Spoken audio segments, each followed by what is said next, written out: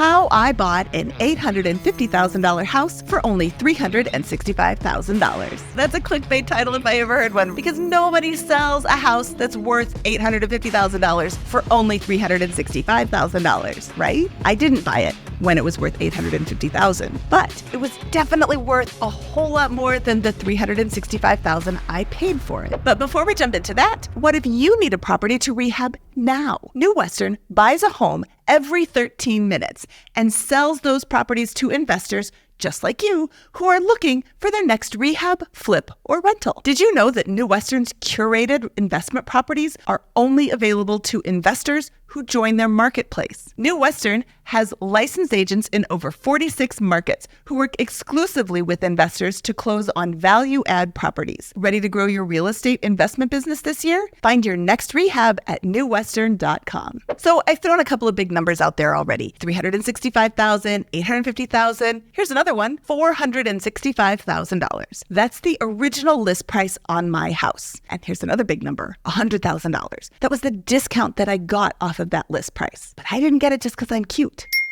You see, I bought a dump in an awesome neighborhood. That's the key. People want to live in my neighborhood. And the people who want to live in my neighborhood do not want to do the work. They want to move right in. They don't have vision. And you needed extra thick glasses to be able to see through the yuck in this house. First, in order to be able to even focus on that beauty, you would have had to plug your nose. The former owners of this house, smokers, and they smoked inside for 40 years. Did they ever open a window? Not from the smell of it. Seriously, I was in this house just walking through, viewing it for about 30 minutes, and I had to go home and take a shower to wash the stink off of me. It was really, really, really bad. And it wasn't noted in the MLS listing. People would approach the house, open the door, be slapped in the face with this smoke, and then turn around and walk away. Other less desirable features on this property included an in-ground swimming pool in Colorado, where our swimming season is Memorial Day to Labor Day if you're lucky. A subpar floor plan.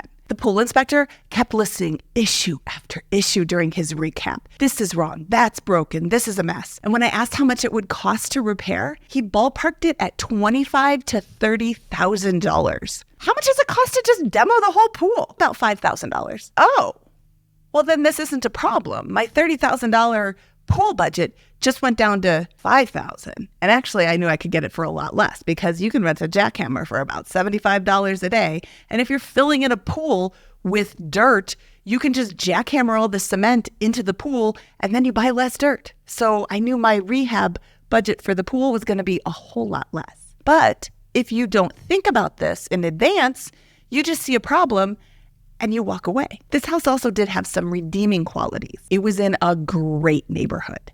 It was solidly built, and the sellers were a little bit desperate.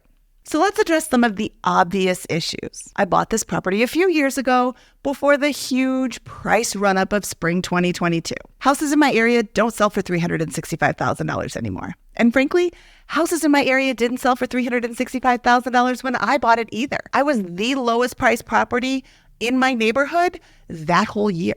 Interest rates have gone way up, but I'm not talking about my interest rate or my monthly payment. I'm talking about purchase price and buying well below market. And that's still repeatable if you know what to look for. All the things I've described in this video do not add up to perfection.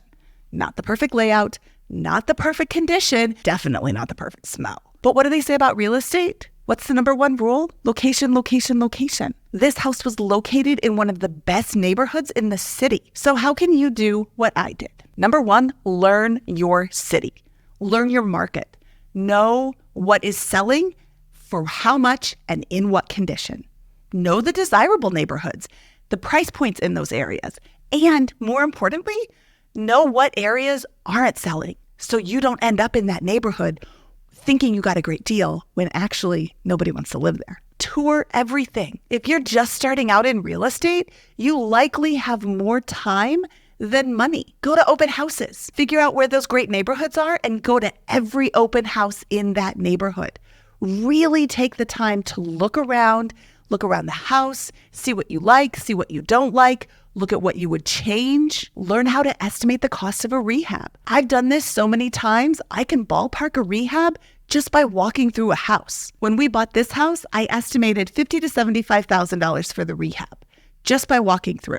And once we bought the house, we extended our scope of work and therefore our budget, but the basic rehab could have been done well within my original estimate. Then comes the hard part. Wait. Wait for that awesome deal. It doesn't present itself every day, but it will if you know what to look for. And when it does, be ready to act fast. I hope you found this information helpful. Make sure to like this video and subscribe to our channel to keep up to date on all of our real estate investing videos. And check me out every week on the BiggerPockets Money Podcast. For the BiggerPockets Real Estate channel, this is Mindy Jensen signing off.